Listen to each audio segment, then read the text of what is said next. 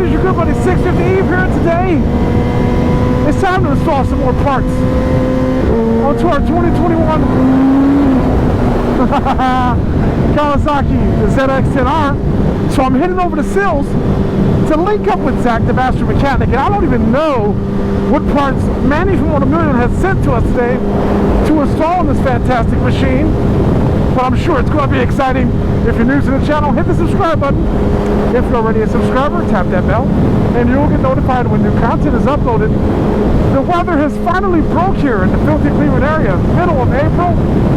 Temperature is in the 70s, and so for once, I get to actually ride the ZX-10R to Sills instead of trailering it through inclement, filthy weather. But as I've logged quite a few miles on this motorcycle so far, I will say that it is a very nice machine indeed. I'm going to try to cycle through the menu here, see if I can make it back to the mileage while riding. And I don't see how to easily do that, but I've got quite a few miles on this machine. Me and my good buddies have ridden it. Everyone seems to enjoy it. Except for the elephant in the room, which is this motorcycle is still heavily restricted. But if you're not engaging in smackdowns and you're just cruising like we're doing right now, what you'll find on the 2021 ZX-10R is a very smooth ride-by-wire throttle.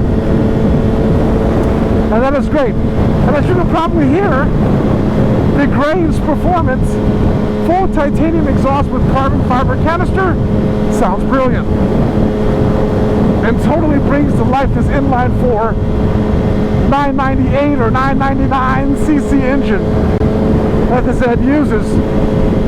But one of my favorite things about the bike, honestly, are the revamped instrument cluster. Full thin film transistor at this point, beautiful bright LED shift light, and it's just really nice. Really nice. It's not class or segment leading by any stretch of the imagination.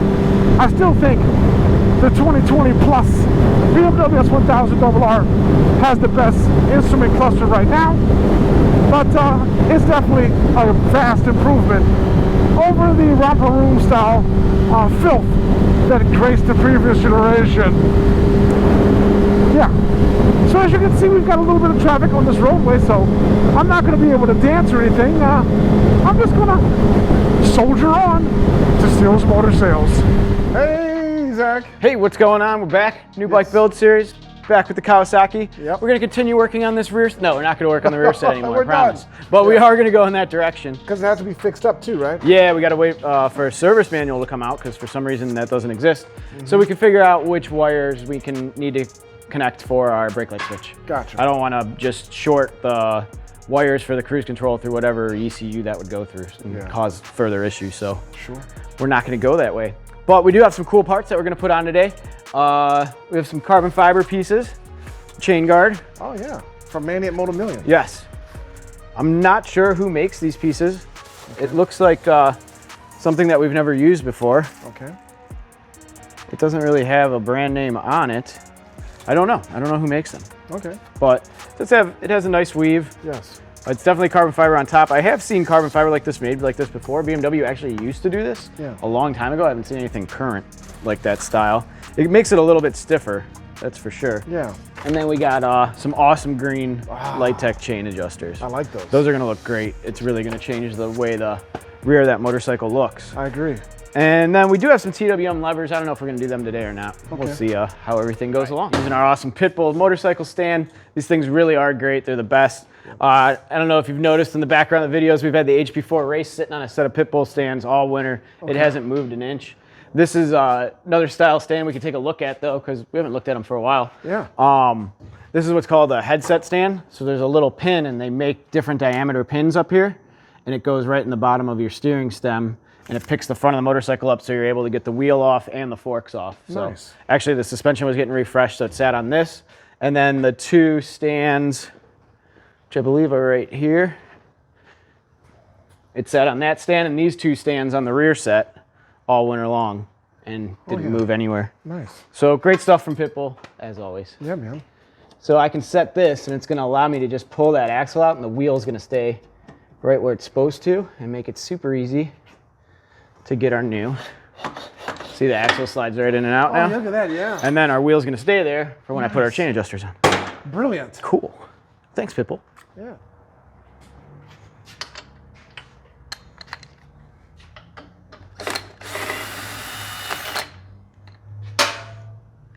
One.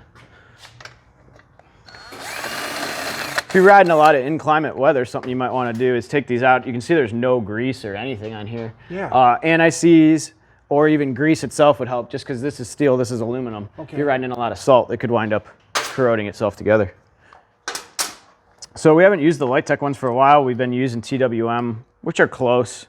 The Lightech, new TWM ones did get added, but I always like the Lightech because of the ratchet, if you can hear it. Ah, yes. That way you know, when you're going to go straight, you're like 1, 2, 3 clicks on this, 3 clicks on that. The axle's going to stay nice and straight. Yeah. You do get a nice scale on it too. So this has the cutout to hold our axle in place, so that's going to be this side for sure. Have to loosen up that back piece, and I don't know if they're going to have us using the, or no, it came with some new bolts here. Here they are.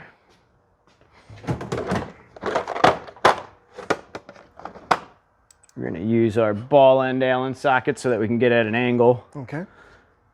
And get those chain adjusters installed. There's lots of vibration back here, so blue Loctite on everything, if you can. Should keep it from backing out, hopefully. Something that isn't the most obvious on these chain adjusters too, I usually don't use it, but you can. On the bottom here, you can see there's another Allen. Yeah. This actually will lock your chain position in, like, no matter what, but then you would definitely need to remember that you locked it, yes. so that you don't strip these out. Yeah.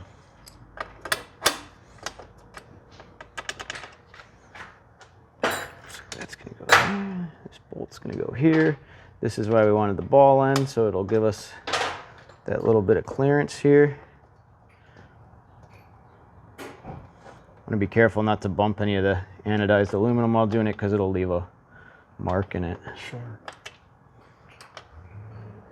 And then we're going to want to torque that one first, and then we'll tighten these back two up. Let's get the other side going though. Okay. Same thing as the other side there. 12 Newton meters was the spec on that.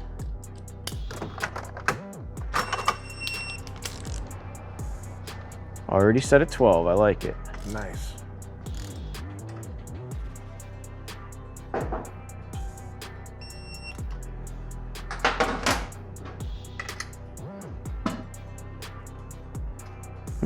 Actually, I didn't like tightening that one first. Okay. Let's get the back tightened first. It kind of made it kick out sideways. Don't like that.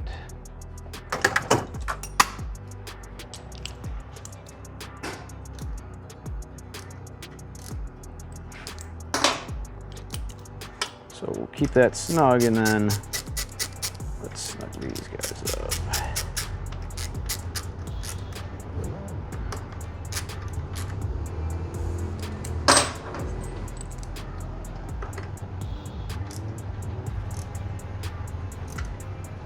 There we go. Now I think it'll stay straight. Yeah.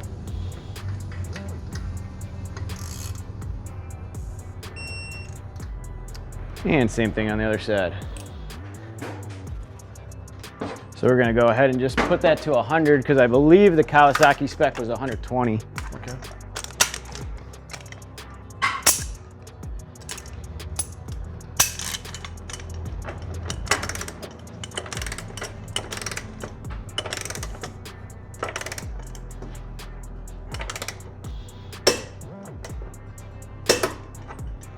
And then you'd go and I'd tighten that up just a little bit more so that the hole lines up, because you never want to loosen it to line up the hole for the cotter pin. We'll line it up for in case we get a nice one. Although I'm sure it'll be back off soon anyway. Our stock one, we just ran this awesome Friend Tubo line through, and it doesn't have a cutout either. So I think we're just gonna put a cut on the inside here using our nice side cutters, nice and easy like that. And now we should be able to remove this, and it could go back on. You won't even barely be able to tell. Yep. And that just saved like 45 minutes, because otherwise we'd have to pull this, get new crush washers, rebleed the rear brake system with our still usable, but not convenient cap. Yep. And so we're gonna do the same thing on the new piece too. I'm just gonna cut a little slit in here. Yes. And we'll slip the brake line through, and I don't think it's gonna cause any issues. No, it won't. Whatsoever. So let's go ahead and do that. Okay. Bust out the cutoff wheel and some safety glasses. Oh, safety glasses now. Got to match the Kawasaki bike. Yeah. Every now and then we pop them on, you know. Yeah. Okay, watch out, Eva. Okay.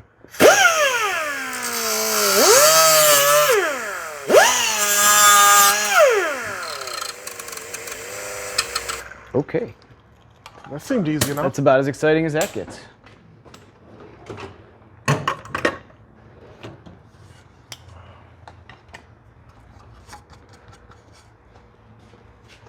Go ahead.